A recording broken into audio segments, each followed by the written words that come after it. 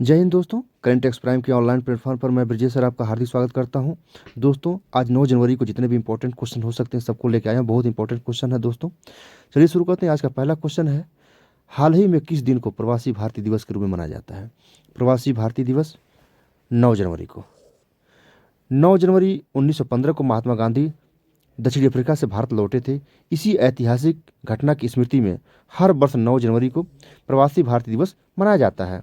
यह दिवस भारत प्रवासी भारतीयों के संबंधों को मजबूत करने के लिए मनाया जाता है। अगला देख लेते हैं। 18वां प्रवासी भारतीय दिवस सम्मेलन 2025 किस शहर में आयोजित किया गया था? गांधीनगर, गुजरात में। अगला देख लेते हैं। हाल ही में जारी वैश्विक आर्थिक संभावना रिपोर्ट किस संस्था द्वारा प्रकाशित की जाती है? वर्ल्ड बैंक के द्वारा। विश्व बैंक हर वर्ष ग्लोबल इकोनॉमिक प्रॉस्पेक्ट रिपोर्ट जारी करता है, जिसमें वैश्विक और भारतीय अर्थव्यवस्था की विकास दर का अनुमान दिया जाता है। ठीक है, अगला देख लेते हैं। भारत का 2025-26 के लिए अनुमानित GDP growth rate world bank के अनुसार लगभग कितना है? 6.5%। वर्ल्ड बैंक ने बताया कि 2025-26 के लिए भारत की विकास दर 6.5% होने वाली है और भारत दुनिया में सबसे तेजी से बढ़ने वाली प्रमुख अर्थव्यवस्था होगी। अगला देख लेते हैं। हाल ही में लॉन्च किया गया आईएनएस इम्फाल किस प्रकार का युद्धपोत है? यह एक डिस्ट्रॉयर है। आईएनएस इम्फाल एक स्टील्थ गाइडेड मिसाइल डिस्ट्रॉयर है।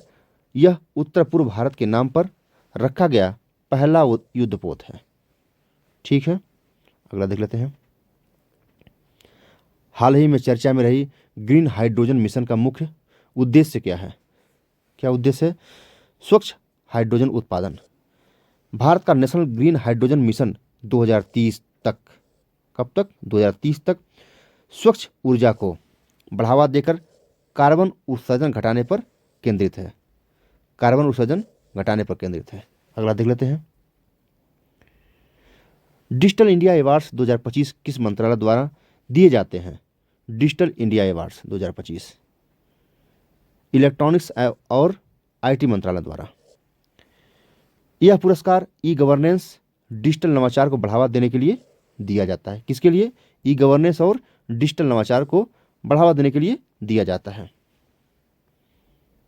नेक्स्ट, हाल ही में भारत ने किस देश के साथ सेमीकंडक्टर कॉपरेशन समझौता किया है? किसके साथ? अमेरिका के साथ।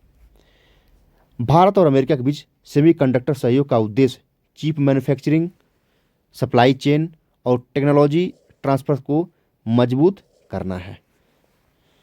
क्या करना है? चिप मैन्युफैक्चरिंग, सप्लाई चेन और टेक्नोलॉजी ट्रांसफर को मजबूत करना है। अगला देख लेते हैं। मिशन लाइफ का संबंध किससे है? मिशन लाइफ पर्यावरण संरक्षण से। ऑप्शन बी सही है। इसकी शुरुआत COP 26 के दौरान की गई थी, जिसका उद्देश्य सतत जीवन शैली को बढ़ावा देना है। COP मतलब कॉन्फ्रेंस ऑफ ऑल पार्टीज। अगला देख लेते हैं। हाल ही में किस देश ने मुख्यमंत्री स्टार्टअप योजना का विस्तार किया?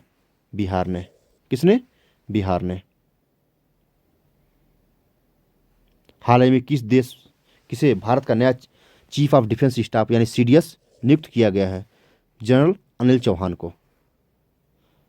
नेक्स्ट, हाल ही में आयुष्मान भारत डिजिटल मिशन का मुख्य उद्देश्य क्या है? Digital health ID। इस मिशन के अंतर्गत प्रत्येक नागरिक को डिजिटल हेल्थ रिकॉर्ड प्रदान किया जाता है, जिससे इलाज आसान हो जाए। अगला देख लेते हैं। हाल ही में ग्लोबल फायर पावर इंडेक्स 2025 में भारत की क्या रैंकिंग रही है? 3rd ranking. फर्स्ट में कौन रहा है? अमेरिका, सेकंड में रूस और तीसरे नंबर पर भारत है। One nation one ration card योजना का लाभ किससे जुड़ा है? प्रवासी मजदूरों से।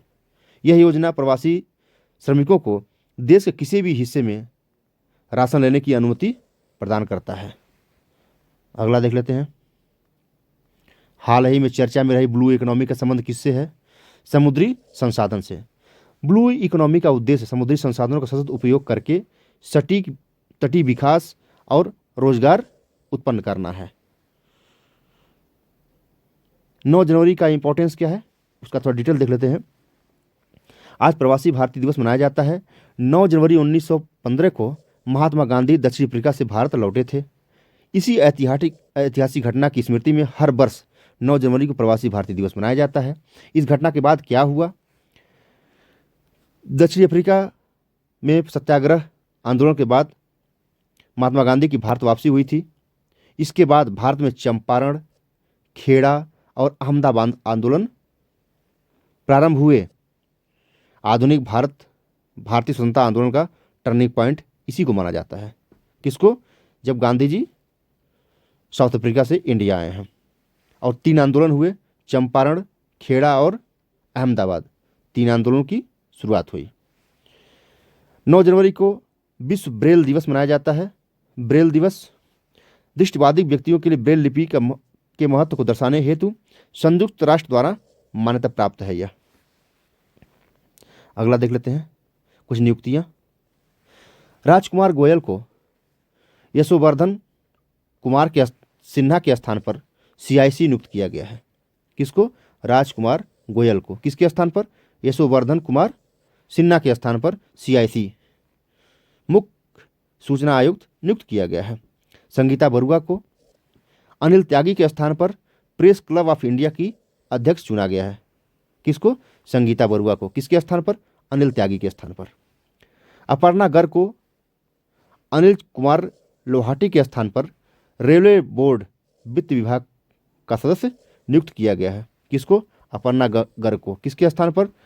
अनिल कुमार लोहाटी के स्थान पर रेलवे बोर्ड में वित्त सदस्य नियुक्त किया गया है। संदीप प्रधान को जी महालिंगम के स्थान पर सेबी का पूर्णकालिक सदस्य बनाया गया है। किसको? संदीप प्रधान को किसके स्थान पर? जी महालिंगम के स्थान पर। अगला देख लेते हैं। नीरज मित्तल को पंकज जैन के स्थान पर पेट्रोलियम में प्राकृतिक गैस सचिव नियुक्त किया गया। किसको? नीरज मित्तल को किसके स्थान पर? पंकज जैन के स्थान पर पेट्रोलियम में प्राकृतिक गैस सचिव नियुक्त किया गया। विवेक जोशी को अरुण गोयल के स्थान पर भारत का चुनाव आयुक्त नियुक्त किया गया। किसको? विवेक जोशी को किसके स्थान पर? अरुण गोयल के स्थान पर भारत का चुनाव आयुक्त नियुक्त किया गया। तेजिंदर सिंह को विक्रम सिंह के स्थान पर दक्षिण पश्चिमी वायु कमान साउथ वेस्ट एयर कमांड में AOC in C means air commanding officer, इसका मतलब होता है AIR air commanding officer in charge का पद संभाला। तेजिंदर सिंह ने विक्रम सिंह के स्थान पर दक्षिणी पश्चिमी वायु कमान के AOC इंचार्ज का पद संभाला।